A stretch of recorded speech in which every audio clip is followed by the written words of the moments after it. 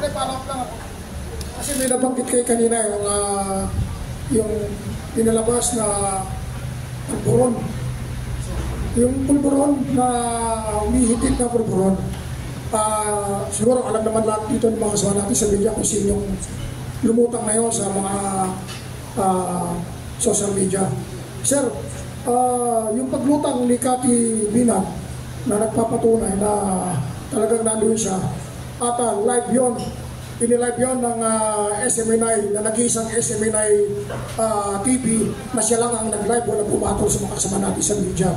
Sa tingin nyo, ay may katotohanan ba ito? Kung sakaling may mga katotohanan, pagka pinatawag to ng Senado at magkaroon ng demandahan o i-demanda siya, sa palagay nyo ba, nagsasabi siya ng totoo laban dito kay Pangulong Bongbong Marcos? I cannot make a judgment, kasi narinig ko si Cathy Binag, nakita ko yung video, but at the very least, hindi kaya, unang-una, hindi kaya dapat i-cover ng media. Kasi yung si Guban, nasabi sa akin na ganito, he said, she said, I was told, nasa front page But si Cathy Binag, hindi. Ba't wala nag-interview kay Cathy Binag? Ask yourselves that.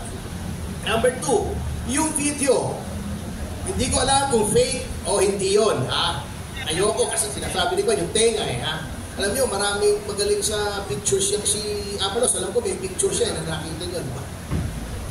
Pag-analyze, fake kaya yung picture na yun. Anyway,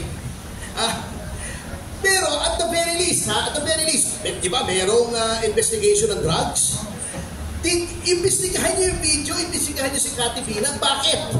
Dahil ang involved dyan no less than the highest official of the land. Kung peke yung video, alamin niyo kung sino nagpakalat yan at parusahan niyo kasi there must be a crime there somewhere. Di ba? Okay, kung totoo, bahala na kayo. Di ba? Pero alamin niyo kung totoo hindi. Pag hindi totoo, panagutin yung nagkalat. Si Cathy Binag, hindi ko alam kung totoo hindi. Pag nagsisinungaling siya, may crime.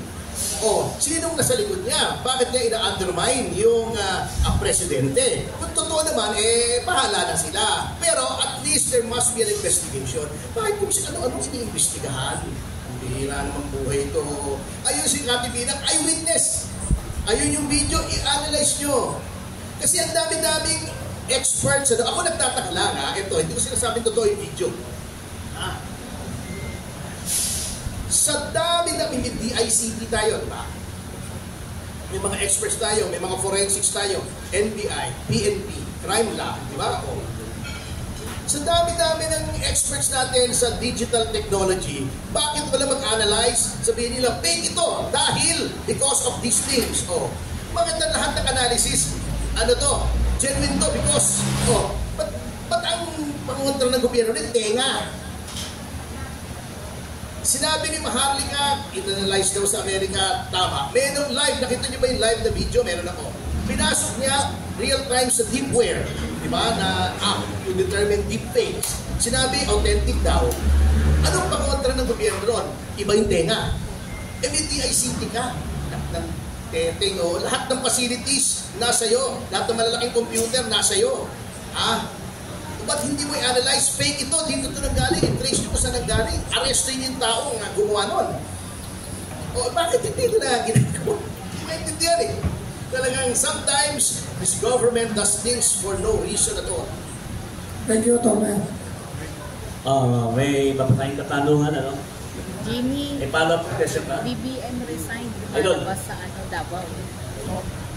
Sa kanya. Joanna, ano ba? Wala na 25. Philippine Star. Okay, that one siya sa our forum. Pwede na kayong sumunod sa Congress. Okay, napapanood sa Davao. Baka nandun na si Casilio, puntahan nyo na. Baka nasa Congress na. Papunta na. Pero kain muna kayo, baka mag-vigil kayo. Kain muna tayo. What option?